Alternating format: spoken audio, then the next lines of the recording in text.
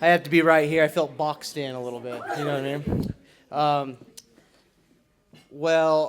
hey, we're having a good time. First of all, we're having a good time. I'm not going to ask. Well, I'm just going to tell you guys we're having a good time.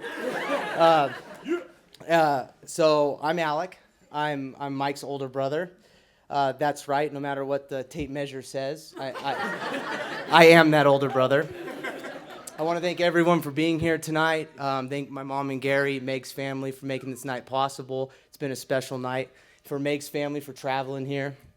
A lot of you guys were at my wedding, mine and Maddie's wedding, where Mike gave a comedy act of a speech. And as the shorter brother, I thought I'd take the higher road. But I just thought about it. So here we go. Buckle up. When we were younger, there were several times where we had thought we lost Mike. Growing up, our neighborhood gang engineered a bike ramp. No one was brave enough to attempt it. Mike, with his infinite courage, pedaled hot towards the ramp. He got halfway up when logic kicked in, and he realized he made a bad decision. With stitches in his future, he toppled over the edge, face first. In that moment, I thought I'd only have a sister. Another normal day in the neighborhood gang decided to go doorbell ditching. A guy we called Fisherman because of his koi pond out front. He had a scary reputation of being mean and unpleasant, so this was our mission. This would earn us some street cred. We doorbell ditched him not once, not twice, but 3 times. And on that 3rd time, he came out guns blazing, and with jungle cat reflexes, I took off with sprinter speed. Yeah, behind me I hear, "Oh my God, oh my God, I'll never do it again, I'll never do it again." And then there was silence. I came to the conclusion we had lost him. A while later, the two came walking around the corner. Fisherman had Mike by the arm, and he looked pissed. Mike looked deflated because I can only imagine how it felt that a 50-year-old man with tight hamstrings caught him in a foot chase. All right. Lastly, on his 17th birthday, we got him a fake ID. It's not going in that direction, guys. We got him the ID to attempt this Tough Mudder course, which consisted of a 10-mile terrain run with obstacles in between. One of these obstacles consisted of an electric hot wire that delivered 10,000 volts on contact. The obstacle was literally named electric shock therapy. Yeah. We muscled our way through, getting zapped. It was Mike's turn. With all of his might and legs churning, he hustled through. Suddenly, he was zapped on the calf. Down goes Mike. The GoPro falls off, and the camera angle goes up, just like you see in the movies when the person perishes. In that moment, Captain Mike was rescued by 2 entry-level EMTs. But Mike's resilient, and he's with us today. These near-death experiences have toughened him up. With Mike's passive-aggressive nature, his gentle and cautious reputation precedes him. Hence the nickname. Medium Mike! Okay, so I wouldn't go as far as saying I look up to my younger brother, but I have been looking up at him my entire life. All of you can tell Mike and I are complete opposites. He's more brains, I'm more bonds. He thinks, I do. He's patient, I'm impulsive. He'll argue, I'll swing. At Subway, I'd order a sandwich with everything on it. Mike got turkey and bread. Later in our professions, Mike would be in the lab splitting proteins and editing DNA. I was riding in helicopters, fighting wildland fires. I conducted my life ready, fire, aim. Mike was more like ready, aim, hold. It's all right, Mike, you can go now. Our differences have caused many contentions in our household, which we will spare the details. Sorry, Mom. But it has created laughter, memories, and unforgettable moments I wouldn't trade for the world. Despite being polar opposites, we do have one thing in common. We both married beautiful women who not only look, but remind us of our mother. And you women look beautiful tonight. Mom, Meg, Maddie. So, Mike and I had lots of bonding experiences through the years, but there's one that depicts our relationship and his beautiful mind probably the best. I was finishing... Oh, the time he helped me out with college. Yeah. Okay. I was finishing up my final semester of college online while working for CAL FIRE. I was being deployed to a wildland fire when my first paper was due. So I hired Mike to do it.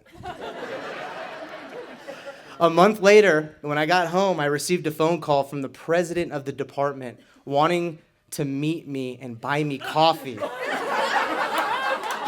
He told me they were very impressed and wanted to discuss an opportunity to conduct research abroad. At first, I was honored. And then at second thought, I was like, oh crap, what did he do? I would have settled for like a B. But now I had officially written the best paper in Fresno State's history. And the semester just started. Typically, teachers want to see students progress through the year. With Mike setting the bar so high, I trended downward. Like a bad day in the stock market. I never hired him again. All right. I honestly never thought this night would come. Mike marrying his perfect match. Not because I didn't think it was possible, because Mike's unique. Mike likes to garden, which is cool when you're older, but when you're a kid, it's kind of odd. He has a strong connection with elderly people. And sometimes in conversations, he doesn't speak back. He just answers in his mind. So frustrating sometimes. This is coupled with him being extremely handsome, very athletic, strong morals and values, and probably one of the most gifted minds on the planet. Oh, seriously. Along with Mike's uniqueness, Mike's luck's not on his side. He misses about 50% of the plane rides that he books. Mike's the only person I know while riding a bike, he gets hit by a car. And then Mike gets sued. True story. Mike wins several... No. Mike wins several awards, but it seems with every award comes a medical condition. With becoming homecoming king, his several football rings, and military accolades comes the worst strep throat we've ever seen. Yeah, abscesses in private places, and wrist-snapping snowboarding accidents. Mike simply can't catch a break. So to find his perfect match, it'd be like hitting the lottery. Who would have ever guessed that this lottery ticket would come in the form of a blonde, small, Midwest girl that was everything he needed to complete him. When I first heard about Meg, Mike called me up excited and said a girl at a bar bought him a drink and left her number on the receipt. I was happy. I knew things were serious when I flew out to Indiana to go to the Kentucky Derby with Mike.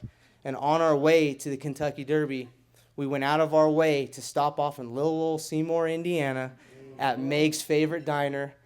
He only knew her a week, and she wasn't even there. Yeah. And the first time I met Meg, we were at my mom's house, the whole family, Maddie, my wife included. Mike and Meg seemed like a match made in heaven. She fit right in. She was pretty, she was fun, got along with everyone, and she loved absolutely everything about Mike. Meg wasn't going anywhere.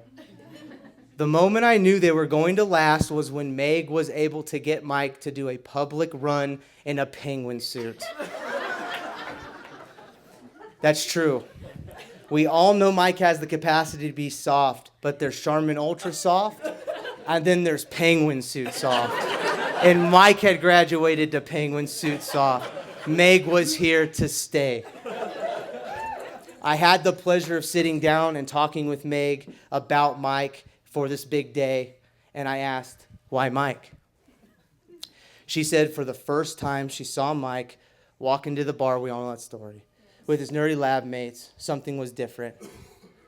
I thought maybe it was just because he stood out in that crowd, you know? But she said for the first time ever, she contemplated in her head how to talk to somebody. And if you know Meg, she has no problem talking to people. She didn't want to mess things up from the beginning. And that was the difference. She just knew. And in my experience, when you know, you just know. Meg proceeded to tell me about how she could not stop talking about him to her friends, that Mike was the most loving, kind, selfless, fun person on the planet. But what solidified it for me was when you were talking, the way your eyes lit up, the excitement and passion that you had was like if you were talking about Mike for the very first time. One of the best choices you made, Mike, was joining the military because you met her. Call it what you want, but it seemed divine in nature to me. Meg, welcome to the family. You are the perfect addition. And Maddie and I are the luckiest people on the planet to have you two as our best friends. Some of our favorite trips have been visiting you two in various states you've lived in. And Meg, apologies for the exotic last name in advance. It's of my understanding it's Russian. How do you spell it? Yeah, but I've learned if you say it's Ukrainian, you'll be better off.